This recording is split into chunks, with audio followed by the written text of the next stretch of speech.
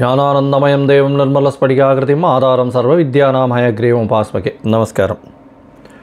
நேயர்கள் அனைவருக்கும் astro KS ஐயங்காரின் பணிவான நமஸ்காரங்கள். மாத பலன், தை மாதம் சோபகிருது வருஷத்தின் பலன்களை இப்போ பார்க்கலாம்.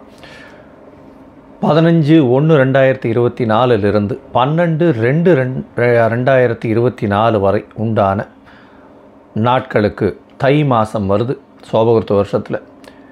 முதல்ல இந்த தை மாதத்தின் கோல்சாரம் என்ன அப்படின்றத பார்ப்போம்.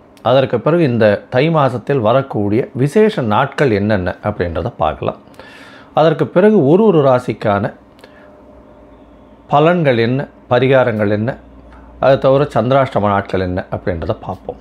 முதல்ல இந்த மாதம், தை மாதம் அப்படின்றது உத்தராயண புண்ணிய காலம், உத்தராயணத்தின் முதல் மாதம் அப்படின்னு சொல்லக்கூடியது. ஏன்னா மார்கழி மாதம் தட்சிணாயனத்தின் கடைசி மாதம். இது உத்தராயணம்னா சூரியன் வடக்கு பக்கம் போக ஆரம்பிக்கிறார். அதனால் உத்தராயணம் ஆரம்பிக்கிறது. தேவர்களுக்கு பொழுது, அதாவது பகல் பொழுதாக கருதப்படுகிறது.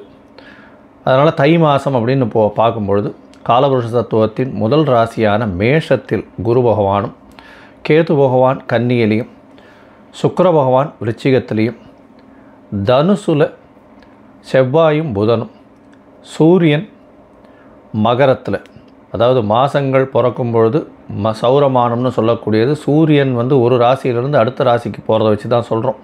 அதனால் மகர மாதம் அப்படின்றதுனால தை மாதம். இந்த மாதம் மகரத்திற்கு தனுசுலேருந்து வரார். 15ஆம் தேதி அன்றைக்கி வந்துடுறார். கும்பத்தில் சனி பகவானும், மீனத்தில் ராகு பகவானும் இருக்கா. இது இந்த மாதத்தினுடைய ஆரம்பத்தின் கோல்சாரம். இந்த மாதத்தில் பார்த்தேனால் செவ்வாய் பகவான், அதாவது மாத கிரகங்கள்னு சொல்லக்கூடிய சுக்கிரன், புதன், செவ்வாய், இந்த 3 கிரகங்களும் மாறுறான். சுக்கிர பகவான் 19/1/2024 அன்றைக்கி விருச்சிகத்திலிருந்து தனுசுக்கு போகிறார். புத பகவான் 27/1/2024 அன்றைக்கி தனுசுலிருந்து மகரத்திற்கும், 4/2/2024 அன்றைக்கி செவ்வாய் பகவான் தனுசுலிருந்து மகரத்திற்கும் போகிறான்.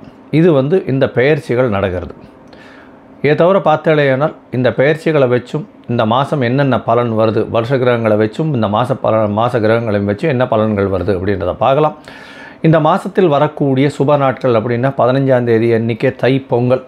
தைப்பொங்கல் பொங்கப்பானை வைக்கக்கூடிய நேரம்னு பார்த்தேன்னா காத்தால 6:30லேருந்து 7:30, அதாவது 6:30லேருந்து 7:30 சந்திரஹோரம் வரும். திங்கக்கிழமை வர்றதுனால சந்திரஹோரம் வரும். அது சுபமாக இருக்கும். ஏன்னா பஞ்சமி திதியும் வந்துடுறது. காத்தால் ஒரு 7-8 நாழிகைக்கு தான் சதுர்த்தி திதியாக இருக்குது. சதுர்த்தியாக இருந்தாலும் நல்லதே, கவலைப்பட தேவையில்லை. இந்த இதில் சதய நட்சத்திரம் வருது. அதை தவிர மத்தியானமாக இது பண்ணணும் அப்படின்னா 11:30லேருந்து 12:30 சுக்கிரனுடைய ஹோரம் இருக்குது. கார்த்தால் 9:00லேருந்து 9:30 குருவினுடைய ஹோரம் இருக்குது. இந்த 3 ஹோரைகளையும் பயன்படுத்தி பண்ணுறது ரொம்பவும், பொங்கப்பானை வைக்கிறது ரொம்பவும் விசேஷம். சரி, 16ஆம் தேதி பார்த்தேனால் மாட்டுப்பொங்கல், காணும் பொங்கல் சொல்லுவாள். அதை தவிர 17ஆம் தேதி உழவர் தினம். அதற்கு பிறகு பார்த்தேனால் 25ஆம் தேதி அன்றைக்கி தைப்பூச திருநாள், அதாவது முருகனுக்கு ரொம்பவும் விசேஷம். 25ஆம் தேதி. 26ஆம் தேதி பார்த்தேனால் வாஸ்து நாள். வாஸ்து நாள் அப்படின்றது வாஸ்து புருஷன் கண் விழிக்கும் நாள் அப்படின்னு சொல்லக்கூடியது.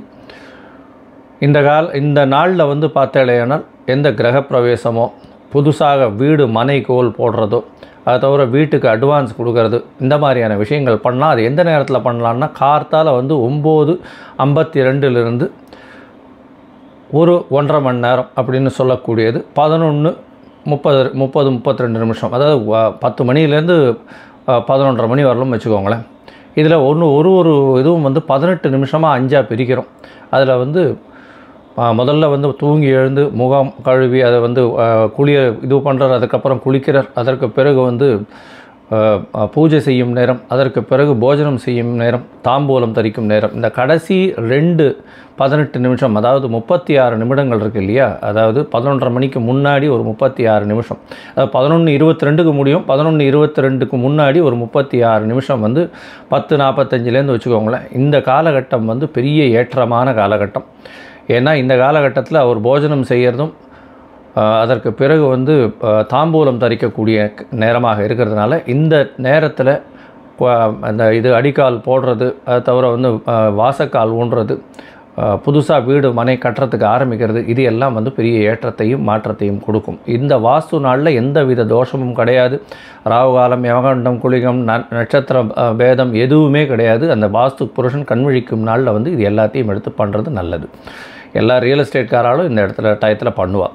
அது தவிர 30ஆம் தேதி அன்றைக்கி பார்த்தேன்னா இந்த இதில் திருவையாறில் வந்து தியாக பிரம்ம உற்சவம் நடக்க ஆரம்பிக்கிறது. 31ஆம் தேதி வந்து தை ஹஸ்தம், கூரத்தாழ்வான் திருநட்சத்திரம் அன்றைக்கி தை ஹஸ்தம், பெரிய ஏற்றம். அன்னியிலேருந்து தான் வந்து எல்லா ராத்திரியும் வந்து நான் பிரபந்தங்கள் சொல்ல ஆரம்பிப்பா திருப்பியும். அதாவது கார்த்திகையிலேருந்து தை ஹஸ்தம் வரலும் வந்து சொல்கிறது கிடையாது, கோவிலில் மட்டும்தான் சொல்கிறது. இந்த தை ஹஸ்தத்துலேருந்து வந்து ஆரம்பிச்சிருவா, ஆற்றுல வந்து பிரபந்தங்கள் சேவிக்கிறதுக்கு ஆரம்பிப்பா. 9/2/2024 அன்றைக்கி தை அமாவாசை. இது வந்து ஒரு பெரிய ஏற்றமான விஷயம். ஏன்னா தை அமாவாசை பித்ருக்களுக்கு கொடுக்க வேண்டிய கர்மாக்களை செய்ய வேண்டியது, பெற்றோர்கள் இல்லாதவர்கள் செய்ய வேண்டிய கர்மா. பொதுவாகவே பார்த்தாலேனா 3 அமாவாசைகள் ரொம்பவும் முக்கியமானது. எல்லா அமாவாசையும் ரொம்பவும் முக்கியம், அதில் 3 அமாவாசைகள் ரொம்பவும் முக்கியம். அதாவது ஆடி அமாவாசை, புரட்டாசி அமாவாசை, தை அமாவாசை, இந்த 3 ரொம்பவும் முக்கியம். இந்த 3ம் வந்து கண்டிப்பாக வந்து பித்ருக்களுக்கு செய்ய வேண்டிய கடன்களை கண்டிப்பாக செய்யணும். யாராவது அதாவது பேரண்ட்ஸ் இல்லாதவங்க இது பண்ணலை அப்படின்னா அவர்களுக்கு வரக்கூடிய சந்ததிகளில் பார்த்தேன்னா 5ஆம் இடம் 9ஆம் இடம்னு சொல்லக்கூடிய அதாவது பூர்வ புண்ணியஸ்தானமும் சரி பாக்கியஸ்தானமும் சரி பாதிக்கப்படக்கூடிய வாய்ப்புகள் மிகவும் அதிகம். அதன் மூலியமாக வீட்டில் வந்து சில பிரச்சனைகள் தேவையில்லாமல் வந்து திருமணம் ஆகாமல் இருக்கிறது, இந்த மாதிரியான பிரச்சனைகள்லாம் கொஞ்சம் திருமணம் ஆகாமல் இருக்கிறது, எர்லியாக வந்து டெத்து வர்றது, தேவையற்ற நிகழ்ச்சிகள்லாம் வந்து அசுபங்கள் கொஞ்சம் அதிகமாக நடக்கக்கூடிய வாய்ப்புகள் நிச்சயம் உண்டு. அதனால் அதை தவிர்க்கிறதுக்கு இதை பண்ணுறது ரொம்பவும் நல்லது. சரி, இந்த மாதத்தில் பார்த்தீங்கன்னா தை மாதத்தில் எல்லாம் ஒரு ராசியாக எப்படி இருக்குது அப்படின்றத பார்க்கலாம். அதற்கு முன்னாடி என்னுடைய மொபைல் நம்பர் கீழே ஸ்க்ராலிங்கில் போயின்ட்டுருக்கு. உங்களுக்கு அஸ்ட்ராலாஜிக்கல் கன்சல்ட் தேவைப்பட்டதுன்னா எனக்கு ஃபோன் பண்ணுங்க.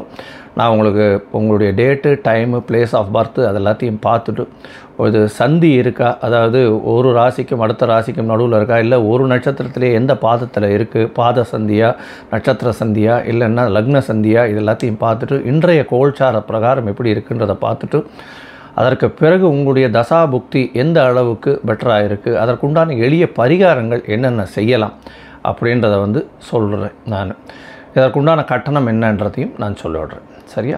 இப்போது ஒரு ராசியாக இந்த தை மாதம், அதாவது 15/1/2024 முதல் 12/2/2024 வரை இருக்கக்கூடிய நாட்களுக்கு என்னென்ன பலன்கள் அப்படின்னு மேஷம் முதல் மீனம் வரை பார்க்கலாம். சிம்மம், மகம், பூரம், உத்திரம், இந்த 3 நட்சத்திரம் 9 பாதங்களை கொண்ட ராசி. ராசியின் அதிபதி அப்படின்னு சொல்லக்கூடிய ஒரு சூரிய பகவான் ராசிக்கு 6ஆம் இடத்துல இருக்கார். இந்த மாதம் பார்த்தாலேயானால் மகரத்தில் சூரிய பகவான் போகிறது. பொதுவாகவே வந்து மாத கிரகங்களான சூரியன், செவ்வாய், சுக்கிரன் மற்றும் புதன், இந்த 4 கிரகங்களை வச்சு இந்த மாதத்தினுடைய பலன்களை சொல்லும். சூரிய பகவான் 6ஆம் இடத்துல இருக்கிறதுனால சிறு உபாதைகள், உடல் உபாதைகள் வரக்கூடிய வாய்ப்பு உண்டு.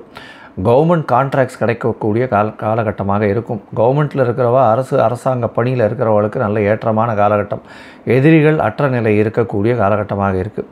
இந்த மாதம் பார்த்தலையானால் 5ஆம் இடத்துல வந்து செவ்வாய் பகவான், சுக்கிர பகவான் குருவினுடைய பார்வையில் இருக்கிறதுனாலையும், குருவும் செவ்வாயும் பரிவர்த்தனை யோகம் அடைகிறதுனாலையும், உங்களுடைய ராசிக்கு 4-9க்கு அதிபதியான செவ்வாய் பகவான் 5ஆம் இடத்துல இருக்கிறதும், 9ஆம் அதிபதியுமான செவ்வாய் பகவான் 5ஆம் இடத்துல இருக்கிறதும், குரு வந்து 5ஆம் அதிபதி பரிவர்த்தனை யோகத்தில் இருக்கிறதும் பெரிய ஏற்றம்.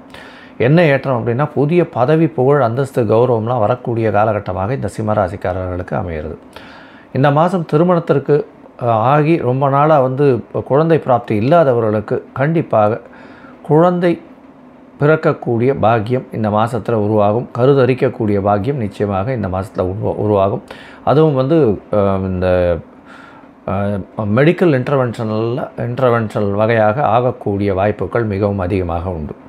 ஏன்னா செவ்வாய் பகவானும் சேர்ந்துருக்கு, பரிவர்த்தனை யோகத்திலையும் இருக்குது. 9-5 ரொம்ப ஸ்ட்ராங்காக இருக்குது. இந்த மாதத்தில் பார்த்தாலேயானால் 9-5 உங்களுக்கு ரொம்ப ஸ்ட்ராங்காக இருக்கிறதுனால, பூர்வ புண்ணியஸ்தானம் வலுப்பெற்று போகிறதுனால எந்த ஒரு விஷயத்துக்கும் வெற்றி நிச்சயமாக கிடைக்கக்கூடிய காலகட்டமாக இந்த மாதம் அமையிறது. உங்களுக்கு புதிய பதவி புகழ் அந்தஸ்து கௌரவம்லாம் வரக்கூடிய காலகட்டமாக இந்த மாதம் இருக்குது. குழந்தைகள் மூலியமாக பெரிய ஏற்றம் கிடைக்கக்கூடிய காலகட்டம், குழந்தை பிராப்தி ஏற்படக்கூடிய காலகட்டமாக இருக்குது. உங்களுடைய ராசிக்கு பார்த்தீங்கன்னா சப்தமத்தில் சனி பகவான் இருக்கார். சனி பகவான் 7ஆம் இடத்துல இருக்கிறதன் மூலியமாக சிறு சிறு தொல்லைகள் வரும். பார்ட்னர்ஷிப் பிஸ்னஸில் வந்து பிரச்சனைகள் இருக்கக்கூடிய காலகட்டம், கணவன் மனைவியிடையே பிரச்சனைகள் இருக்கக்கூடிய காலகட்டம், ஃப்ரெண்ட்ஷிப்பில் வந்து பிரச்சனைகள் வரும். ஃப்ரெண்ட்ஷிப்பில் வந்து எல்லா விதமான பிரச்சனைகளும் நிச்சயமாக வரும். பேச்சில் ரொம்ப கவனமாக இருக்கணும். 2ஆம் இடத்துல கேது பகவான் இருக்கிறதுனால பேச்சில் ரொம்ப கவனமாக இருக்கிறது நல்லது. என்ன ஒரே ஒரு அட்வான்டேஜ்னால் உங்களுடைய ராசியை குரு பார்க்குறதுனால நல்ல ஒரு ஏற்றம் கிடைக்கக்கூடிய காலகட்டமாக இருக்குது. ஏன்னா அவர் வந்து 5ஆம் அதிபதி 9ஆம் இடத்துல இருக்கிறது ரொம்பவும் விசேஷம். அதனால் வந்து உடல் நலத்தில் நல்ல ஒரு என்ன சொல்கிறது, ரொம்பவும் மோசமான நிலைமைக்கு போகாமல் ஓரளவுக்கு சுமாராக இருக்கக்கூடிய காலகட்டமாக இருக்குது இந்த மாதம். உங்களுடைய ராசிக்கு பார்த்தீங்கன்னா 2ஆம் அதிபதினு சொல்லக்கூடிய புத பகவானும் 5ஆம் இடத்துல குருவின் பார்வையில் இருக்கிறதுனால பேச்சில் ரொம்ப யோசித்து பேசுங்க.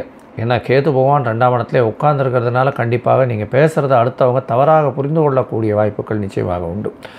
நீங்கள் சரியான விஷயமாக பேசினாலும் கண்டிப்பாக அவர்கள் தவறாக புரிந்து கொள்ளக்கூடிய வாய்ப்புகள் இந்த சிம்மராசிக்காரர்களுக்கு ஏற்படும். இந்த மாதம் பார்த்தலையானால் உங்களுடைய ராசிக்கு 8ஆம் இடத்துல இருக்கக்கூடிய ராகு பகவான் மூலியமாக மறைந்த இடத்திலிருந்து பொருள் வரக்கூடிய காலகட்டம். மறைந்த இடத்துலேருந்து பொருள் வரும் அப்படின்னா என்ன அப்படின்னா, ஏதாவது திடீர்னு வந்து ரேஸு, லாட்ரி, இல்லைன்னா இன்சூரன்ஸ் பணம் வர வேண்டியது, இல்லைன்னா எதிர்பார்க்காத அளவில் வந்து இந்த இன்கம் டேக்ஸ் ரிட்டர்ன்ஸ் வர வேண்டியது, இந்த மாதிரியான விஷயங்கள் திடீர்னு வரக்கூடிய வாய்ப்புகள் இந்த சிம்மராசிக்காரர்களுக்கு உண்டு. உங்களுடைய ராசிக்கு வந்து 2-11க்கு அதிபதியானவரும் 5ஆம் இடத்துல இருக்கிறது பெரிய விசேஷம். தொழிலில் பெரிய அபிவிருத்தி இருக்கக்கூடிய காலகட்டம். சிம்மராசிக்காரர்களுக்கு 10ஆம் அதிபதியும் 5ஆம் இடத்துல இருந்து குரு பகவானால் பார்க்கப்படுறதுனால தொழிலில் பெரிய ஏற்றம் கிடைக்கக்கூடிய காலகட்டம். தொழிலில்னா இந்த அரசாங்க கான்ட்ராக்ட் எடுக்கிறது, அதில் வந்து பெரிய ஏற்றம் கிடைக்கும். அதை தவிர பார்த்தாலேயானால் உங்களுக்கு வந்து இந்த அட்மினிஸ்ட்ரேஷன், ஹெச்ஆர் இந்த மாதிரியான பொசிஷன்ஸில் இருக்கிறவங்க பெரிய ஏற்றம் கிடைக்கக்கூடிய காலகட்டம். அரசியல் துறையை சார்ந்தவர்கள் ரொம்ப ஜாகிரதையாக இருக்கிறது நல்லது. ஏன்னா பேச்சு தான் மூலதனம் அவர்களுக்கு. 2ஆம் இடத்துலேயே கேது பகவான் இருக்கிறதுனால ரொம்ப சர்வ ஜாகிரதையாக பேசுகிறது ரொம்பவும் நல்லது. ஏன்னா நீங்கள் எதை பேசினீங்கனாலும் தவறாக எடுத்துக்கொள்ளக்கூடிய காலகட்டமாக இந்த மாதம் அமைய போகிறது. ஜாகிரதையாக இருக்கிறது நல்லது. முயற்சிகள் எல்லாம் வெற்றி பெறும். ஏன்னா 3ஆம் அதிபதி 3க்கு 3ன்னு சொல்லக்கூடிய 5ஆம் இடத்துல இருக்கிறதுனால முயற்சிகள் அனைத்துமே வெற்றி பெறும். பெண்ணின் மூலியமாக நல்ல ஒரு ஏற்றமான விஷயம் நடக்கக்கூடிய காலகட்டமாக இருக்குது. ஜாகிரதையாக இருக்கிறது நல்லது. ஏன்னா ஜாகிரதையாக இருக்கிறது நல்லதுன்னா பெண்ணின் மூலியமாக நிச்சயமாக நல்லது வந்து சேரக்கூடிய காலகட்டமாக இருக்கும். உங்களுடைய ராசிக்கு பார்த்தாலேயானால் 5ஆம் அதிபதி அப்படின்னு சொல்லக்கூடியவர் குரு பகவான் ராசிக்கு 9ஆம் இடத்துல இருக்கிறது பெரிய விசேஷம். 9ஆம் இடத்துல இருக்கிறதன் மூலியமாக பெரிய ஏற்றம் கிடைக்கக்கூடிய காலகட்டமாக இந்த மாதம் அமையிறது. இந்த மாதத்தில் பொதுவாகவே பார்த்தாலேயானால் எல்லா விதமான முயற்சிகளும் வெற்றி பெறக்கூடிய காலகட்டமாக இருக்குது. இருந்தாலும் சில நாட்கள் முயற்சிகளை தவிர்த்து விடுவது நல்லது. அதுவும் சிம்மராசிக்காரர்களை பொறுத்தவரையிலும் 16/1/2024 17/1/2024 இந்த 2 நாட்களும் வந்து முயற்சிகளை 2024 16/17/1/2024 இந்த முயற்சிகளை தவிர்ப்பது நல்லது. ஏன்னா இந்த காலகட்டம் சந்திராஷ்டம காலகட்டம்னு சொல்கிறோம். சந்திராஷ்டமம்னா உங்களுடைய ராசிக்கு சந்திர பகவான் 8ஆம் இடத்துல மறையும் பொழுது வரக்கூடிய காலகட்டம். மதிகாரகன் மறைந்திருக்கக்கூடிய இடத்துல மனக்லேசத்தை ஏற்படுத்துவால் தவறான முடிவுகளை ஏற்படுத்தக்கூடிய காலகட்டமாக இருக்கும். ஒருவேளை நீங்கள் பண்ண வேண்டிய காலகட்டமாக பண்ண வேண்டிய விஷயமாக இருந்து வேறு வழி இல்லை அப்படின்னா சந்திர பகவானுக்கு உண்டான எளிய பரிகாரம் அப்படின்னு சொல்லக்கூடியது அருகில் இருக்கக்கூடிய நவகிரக சன்னதியில், சிவன் கோயிலில் போனெல்லாம் நவகிரக சன்னதி இருக்கும். அங்கே சந்திர பகவானுக்கு ஒரு 1/2 டம்ளர் பசும்பால் வந்து இது பண்ணிவிட்டு போங்க, அம்சம் பண்ணிட்டு போங்க. அதாவது பசும்பால் நைவேத்தியம் பண்ணிட்டு போங்க. நல்ல ஒரு ஏற்றம் கிடைக்கக்கூடிய காலகட்டமாக இருக்கும். இந்த மாதம் பார்த்தேனால் இந்த சிம்மராசிக்காரர்களுக்கு எல்லாமே ஏற்றமாக இருக்குது. உடல் நிலையில் மட்டும் சற்று கவனம் தேவை, பேச்சில் கொஞ்சம் கவனம் தேவை. மிச்சபடி வந்து எல்லாமே நல்லபடியாக இருக்குது. இந்த சிம்மராசிக்காரர்களுக்கு நல்ல ஏற்றமான மாதமாக இந்த மாதம் அமைய போகிறது. நீங்கள் திருநெல்வேலியில் இருக்கக்கூடிய நெல்லையப்பர் காந்திமதி கோவிலுக்கு போயிட்டு வாங்க. உங்களுக்கு எல்லா விதமான மாற்றங்களும் உங்கள் வாழ்வில் நிச்சயமாக வரும். லோகா சமஸ்தா சுகினோ பவந்து. நன்றி, நமஸ்காரம். Astro KS Iyengar YouTube channel பார்த்தமைக்கு நன்றிகள். மேலும் இது போன்ற ஆன்மீக ஜோதிஷ தகவல்கள் உங்களை வந்து அடைய astro KS Iyengar YouTube channel subscribe செய்யவும், பெல் ஐக்கானை மறக்காமல் அழுத்தவும். நன்றி, வணக்கம்.